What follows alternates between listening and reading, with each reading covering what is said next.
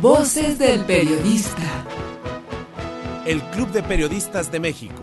con su brazo asistencial, la Fundación Antonio Sáenz de Miera y Frieital, presenta Voces del Periodista. Conduce Celeste Sáenz de Miera. Comenzamos.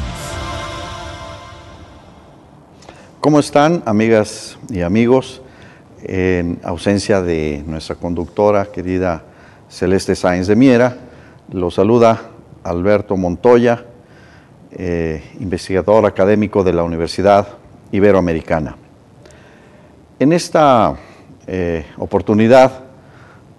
tendremos como propuesta de reflexión, de tema importante, una serie de cuestiones en torno a la situación del país después de estas recientes elecciones de medio término que acabamos de tener en México el día 7 de junio del 2015. Quisiera proponerles en un primer momento, como una primera parte de esta reflexión, la siguiente pregunta. ¿Qué es lo que representan las elecciones hoy en México?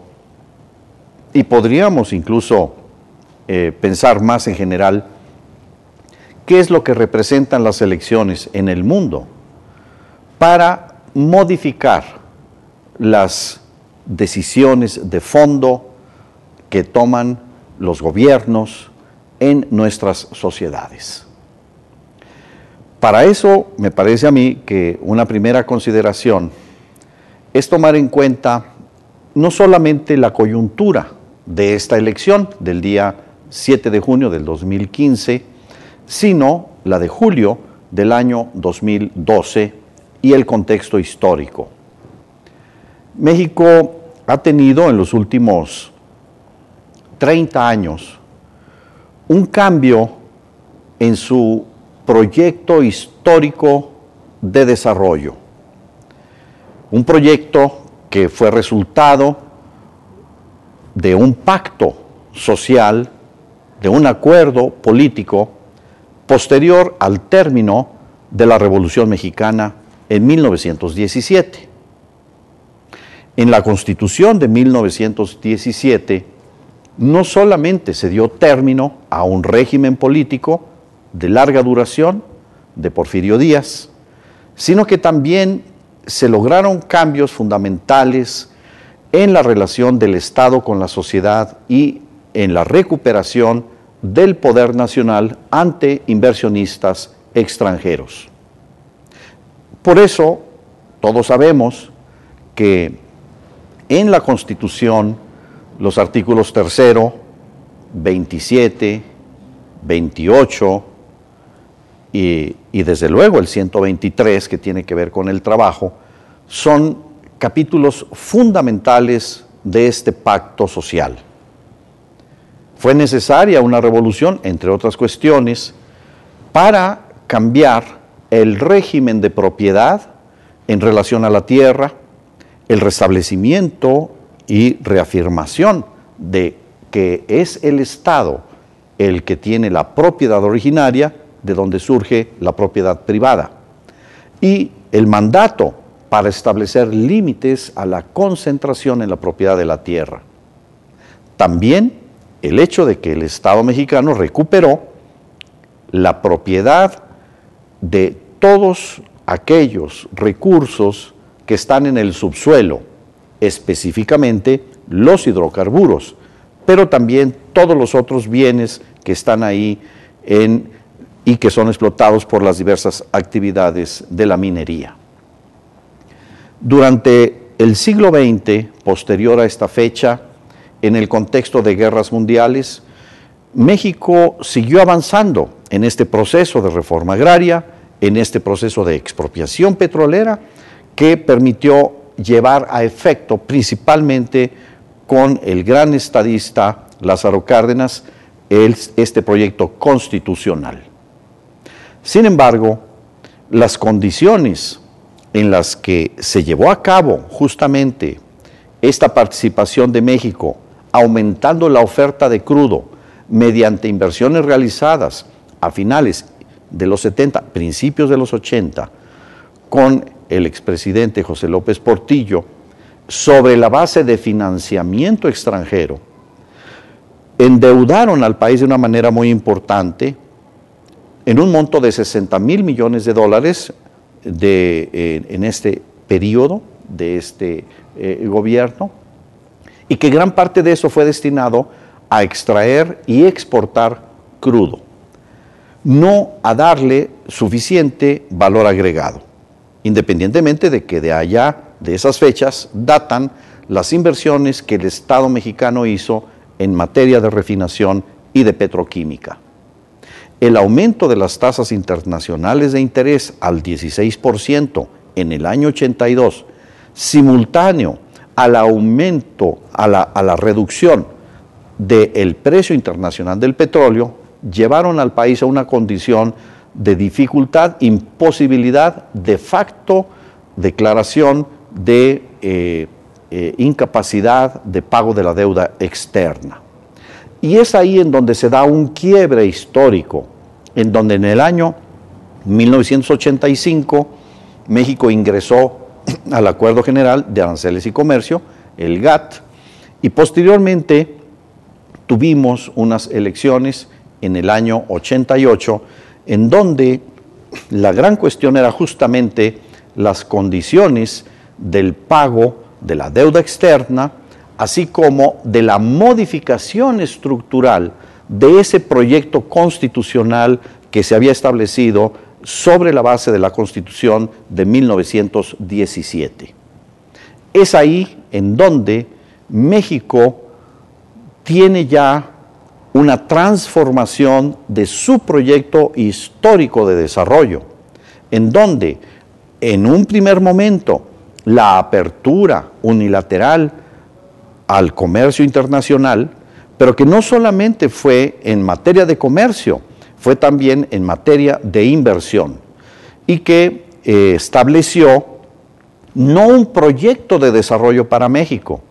sino una subordinación de nuestra economía y de nuestra economía política a los intereses de los inversionistas globales, de manera señalada los estadounidenses, que representan en nuestro país la mayor proporción de la inversión extranjera.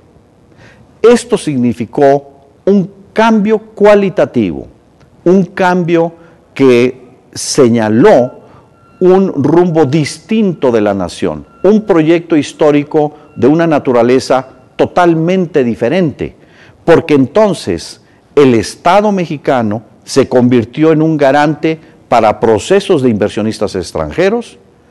para el acceso a nuestros mercados, para el control del salario como una variable fundamental de interés de estos inversionistas extranjeros y de cambio en las condiciones fiscales, que por todo este conjunto de factores limitaron la importancia del mercado interno, del salario y de su capacidad para generar condiciones de crecimiento relativamente autónomas en relación a los procesos de los inversionistas globales. Esto entonces tiene como premisa fundamental la disminución del poder del Estado Nacional en relación a el proyecto mismo de desarrollo. Por supuesto, este es un proyecto que no obedeció a los intereses de los mexicanos. El Tratado de Libre Comercio es una forma en la que la economía estadounidense y sus corporaciones buscaron ampliar sus capacidades de crecimiento y de limitada competitividad frente a otros países como Japón, la propia Unión Europea y otros actores económicos que hoy han adquirido una mayor relevancia, como es el caso de China o Rusia, y que entonces, por lo tanto, este Tratado de Libre Comercio es un tratado de subordinación de toda la política de desarrollo nacional a las condiciones y necesidades de los inversionistas globales. Estos temas que aparecían como si fueran la gran apertura de México al futuro, la gran apertura de México a la globalización, la perspectiva de desarrollo, de elevación de la calidad de vida, y que fue presentada así a la sociedad mexicana, como si fuera entonces un momento en donde México fuera realmente por primera vez un actor de la modernidad. Todo este discurso que se planteó en ese momento, evidentemente que no tenía las condiciones de sustentabilidad y en esencia no era un proyecto para el desarrollo de México. Era un proyecto que obedecía a las necesidades de inversión, de mayores utilidades y de expansión de sus actividades de las corporaciones globales, principalmente estadounidenses. Esto, entonces, fue un tema que desde el punto de vista electoral, debemos recordarlo, se impuso no mediante una consulta y participación a la sociedad, no mediante una deliberación de cuáles eran los distintos proyectos, las distintas perspectivas, los beneficios, los costos, los beneficiarios y los perjudicados de estas decisiones, sino que fueron procesadas por una forma claramente violatoria de la democracia. Es decir, claramente estamos viendo cómo coincide este proceso de imposición de un nuevo paradigma de economía política, de un régimen político al servicio de esta economía política determinada por los inversionistas globales, que no pasó por la voluntad, por el interés, la decisión de la mayoría de los mexicanos y que se impuso por la vía de un fraude electoral reconocido por sus propios autores. Hay aquí entonces una raíz que debemos nosotros de tener presente para analizar qué es lo que ha venido ocurriendo desde ese momento. Por eso, el análisis de los procesos electorales, de los procesos políticos, es indispensable que lo veamos justamente en su relación con los procesos de cambio de la economía política, de la propiedad, de los beneficiarios de los procesos del desarrollo económico y de su apropiación. Cómo es que se establecen reglas para la creación, pero sobre todo para la acumulación de esa riqueza generada por la sociedad. Este es un tema que desde ese momento no hemos podido dejar de tener presente como algo fundamental en nuestras decisiones y que hoy, en esta coyuntura electoral, debemos de analizarlo de nuevo como la base para poder comprender lo que hoy sucede después del 7 de junio del 2015.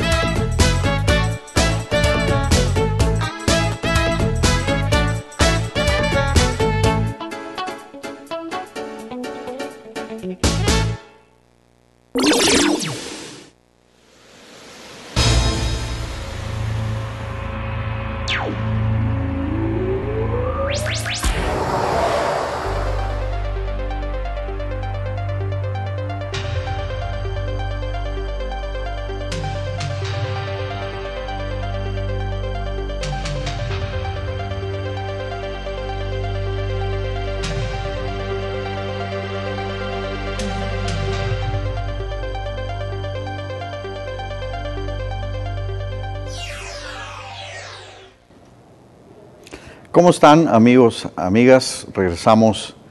a nuestra reflexión en ausencia de nuestra querida amiga Celeste Sáenz de Miera. Alberto Montoya los saluda. Una vez que hicimos este breve relato del proceso por el cual México modificó su proyecto histórico basado en la Constitución de 1917, es importante que establezcamos cuáles son los criterios fundamentales que debemos tener cada uno de los mexicanos y que deberían de tener todos los partidos políticos como los principios que deberían de ordenar nuestras decisiones políticas, de economía política, de gobierno interior y relación de México con el mundo en este contexto internacional hoy con esta pluralidad de fuerzas y dinámicas cambiantes. Estos son al menos tres elementos esenciales. El primero es el siguiente: México debe de ser una potencia económica por nuestros propios medios. México, indudablemente, que es partícipe, beneficiario, pero también consumidor y subordinado de tecnologías y recursos generados en otras sociedades. Pero es muy claro que ser potencia hoy para México no consiste, desde luego, en ser una potencia militar,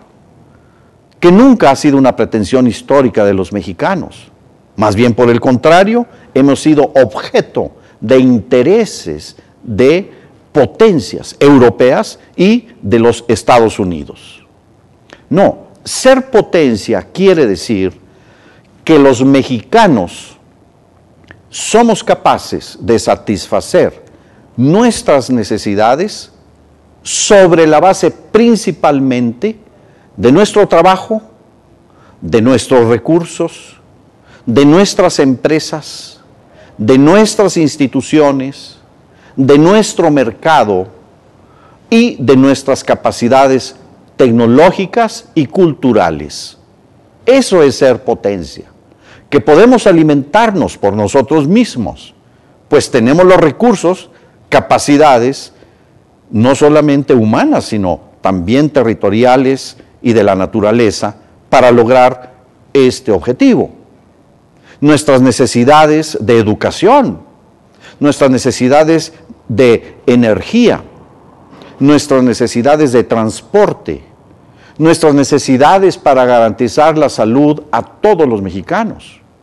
Lo podemos hacer, evidentemente, sobre la base de nuestras propias capacidades. Y en eso consiste, en esencia, ser potencia por nosotros mismos. Esta tesis es totalmente opuesta a la idea de que México debe de ser un objeto para que las corporaciones globales hagan negocios, generen utilidades y satisfagan estas necesidades de los mexicanos. Es una tesis falsa, como se ha demostrado a lo largo de 30 años. La segunda cuestión derivada tiene que ver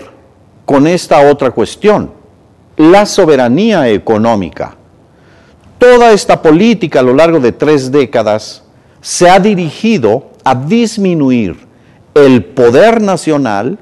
mediante la disminución de la capacidad económica de los mexicanos y de sus actividades de satisfacer nuestras propias necesidades.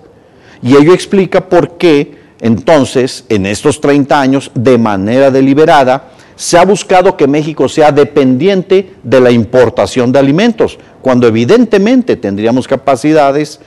propias de producir nuestros propios alimentos. Baste decir que por la falta de rentabilidad en México, los campesinos y México en general, dejamos de utilizar el recurso de 8 millones de hectáreas que no se cultivan. Y no se cultivan porque las políticas establecidas estructuralmente impiden la rentabilidad de los productores nacionales, no le dan las condiciones suficientes para que se pueda satisfacer esta necesidad alimentaria. Y lo mismo podríamos decir en todos y cada uno de los otros rubros. Es un absurdo pretender que una nación con limitados recursos de hidrocarburos va a lograr una mejor condición para satisfacer sus necesidades energéticas, cambiando la Constitución para que otras corporaciones que pertenecen a potencias económicas, principalmente Estados Unidos, satisfagan sus propias necesidades de energía sobre la base de nuestros recursos y apropiándose de toda la cadena de valor económico de la energía. Y desde luego, otro elemento fundamental de cualquier proyecto debería de ser tomar los derechos humanos como el fin primordial del Estado, su garantía precisamente por el Estado, creando las condiciones para que sean exigibles y reales todos los derechos humanos, desde las libertades políticas, las libertades de expresión, la garantía a la seguridad de la vida de todos los mexicanos, hasta desde luego los procesos políticos, la participación democrática, la participación y el equilibrio de todos los mexicanos en los recursos de la comunicación, que son de todos y que no hay justificación alguna a su concentración oligopólica y a una inversión extranjera que se apropia de estos recursos que son fundamentales en la sociedad del conocimiento y para la democracia presente y futura. Son estos 3 elementos, entonces, los que cualquier partido político debería de tener como criterios fundamentales y que deberían de precisamente revisar lo que durante los últimos 30 años ha venido ocurriendo en nuestro país. Y claramente se puede definir que el periodo de desarrollo de una economía mixta sobre la base de la Constitución del año 1932 al año 1982 nos generó un promedio de crecimiento anual del 6,5% de la economía y del Producto Per Cápita del 3%, aún con tasas muy importantes de crecimiento demográfico del 3%. De manera que si comparamos este desempeño histórico con los últimos 30 años, en donde el crecimiento promedio es 2%, 2.1%, y Producto Per Cápita 30 años estancado en nuestro país, insuficiente generación de empleos que se ha acumulado de una manera brutal, 60% de la fuerza de trabajo en condiciones de informalidad, destrucción y desindustrialización, desaparición de más de 12,000 empresas manufactureras en la última década y una creciente dependencia tecnológica e industrial, todo lo cual entonces demuestra que hay factores estructurales en ese modelo de apertura que no está definido en función del interés del desarrollo de los mexicanos, sino de intereses de los inversionistas, corporaciones y países extranjeros. Y como es un proyecto histórico que no tiene el respaldo de la sociedad, se ha venido vulnerando la democracia para seguir manteniéndolo, seguir profundizándolo y ampliándolo. Claramente entonces podemos ahora ver el aspecto político y cómo del año 1988, en que se cometió un fraude electoral en contra de todo un frente en el que el ingeniero Cuauhtémoc Cárdenas aglutinó para mantener un proyecto histórico vigente entonces y ahora a favor de los mexicanos sobre la base de los principios de la Constitución del 17 y que en el año 94 se dio una continuidad en condiciones electorales extremadamente violentas, claramente expresadas en el asesinato del candidato del Partido Revolucionario Institucional, Luis Donaldo Colosio, quien fue sustituido en esa candidatura por un representante de los intereses financieros y corporativos extranjeros, como lo es y sigue siendo Ernesto Zedillo. De forma tal que en el año 2000 tenemos cómo, ante el evidente deterioro político, social, la sociedad mexicana exigía respuestas y cambios en el ámbito de lo político. ¿Y cuál fue la propuesta? Bueno, pues entonces aparece un individuo supuestamente carismático, sumamente,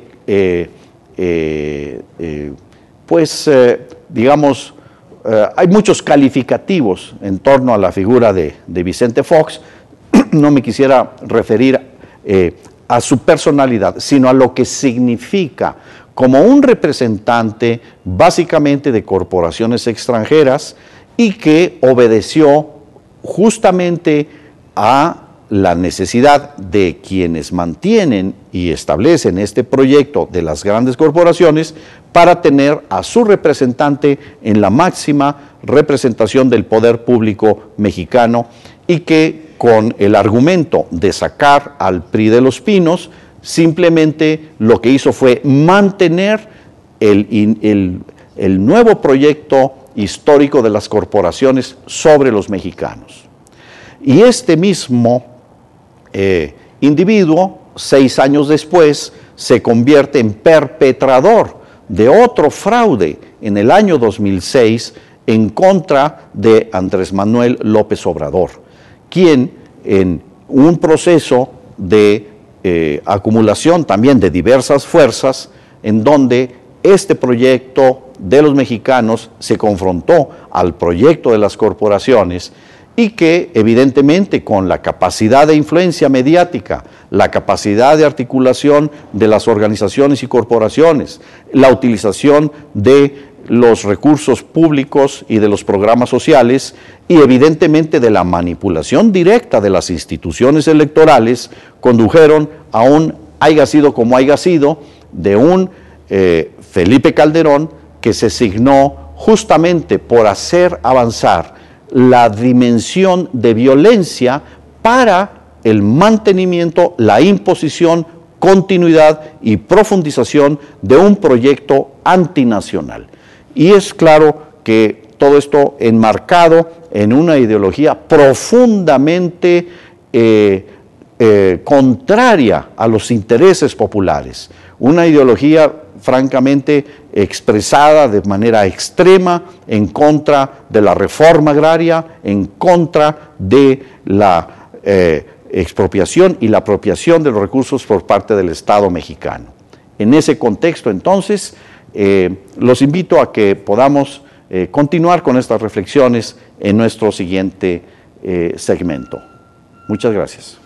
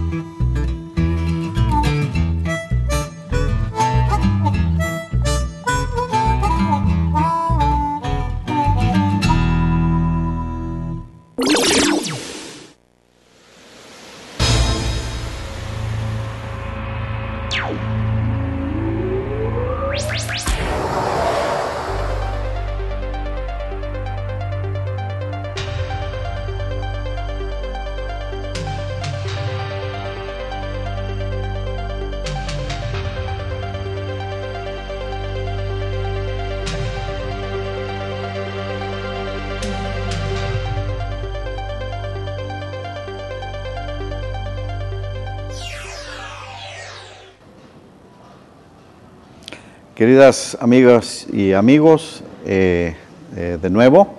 en ausencia de Celeste Sáenz de Miera, conductora, querida amiga, Alberto Montoya los saluda. En esta tercera reflexión, nos situamos entonces ya en el año 2012, año 2015 y el futuro. Año 2012. De nuevo, hubo un proceso en el que la legalidad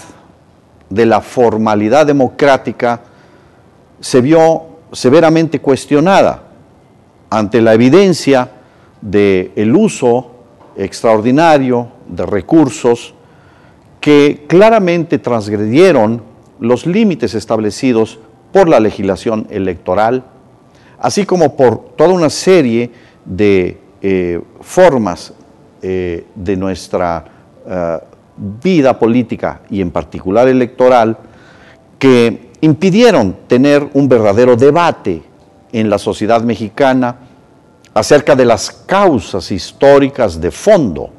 y de las verdaderas respuestas para los problemas que enfrentamos los mexicanos. Y en ese sentido se dio curso a una gran estrategia mediática para pretender hacer creer a los mexicanos que el curso, el camino, las decisiones adoptadas a partir de 1982 y sus sucesivas formas de aplicación y evolución era el camino correcto para que México permitiera alcanzar sus objetivos.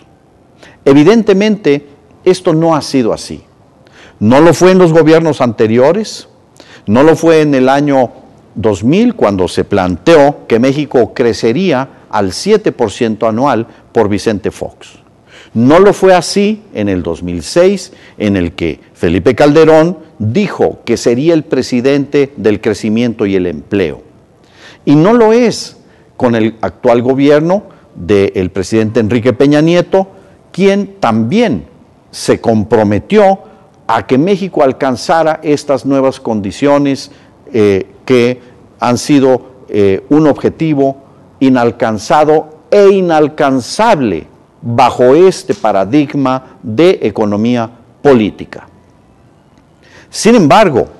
la forma de construcción de una coalición política avanzó de manera muy eficaz, pero profundamente antidemocrática. El denominado Pacto por México, que es en realidad un pacto contra México, contra los mexicanos, contra el proyecto nacional, fue algo que se acordó por las dirigencias del Partido Revolucionario Institucional, Partido Acción Nacional y Partido de la Revolución Democrática, de espalda incluso a los propios militantes de estos tres partidos y por supuesto en la total ignorancia de la sociedad mexicana. De manera que al día siguiente de la toma de posesión del presidente Enrique Peña Nieto se da a conocer este denominado pacto. Sin embargo, este es un pacto que justamente lo que tenía como contenido real era y es profundizar la subordinación del desarrollo de México a los intereses de las corporaciones financieras, corporaciones industriales y ahora energéticas y de telecomunicaciones extranjeras. Es un pacto para y en beneficio de las corporaciones extranjeras. No es un pacto para el desarrollo de los mexicanos. Fueron 2 años en los que, incluso contraviniendo los principios fundamentales del derecho y de la política, que requieren un verdadero poder constituyente, se modificaron cuestiones tan fundamentales como la propiedad y el derecho de explotación exclusiva de los hidrocarburos. Y aunque formalmente en el texto constitucional y las leyes y los contratos se afirma que los recursos de hidrocarburos son propiedad de la nación en el subsuelo, al llegar a la superficie cesan de ser propiedad de los mexicanos, por lo que se mintió en un asunto fundamental. Y es fundamental porque del derecho de propiedad proviene el derecho de apropiación de la renta, del valor intrínseco de todos estos recursos. De forma tal que durante estos 2 años y luego el tercer año, su despliegue en la legislación secundaria, se hizo un cambio no en beneficio del proyecto nacional, sino de profundización de este paradigma en función de los intereses extranjeros y principalmente estadounidenses. Y ello explica